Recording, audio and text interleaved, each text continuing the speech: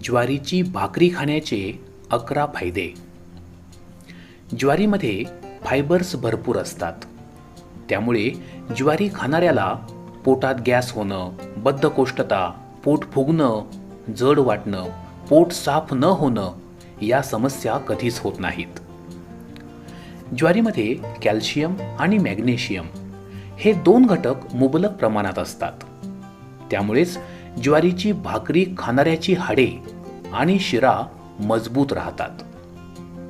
ज्वारीमध्ये लोह देखील आढळतं, ज्यामुळे शरीरात रक्ताची कमतरता भासत नाही, अर्थात ॲनेमिया सारखा आजार होत नाही.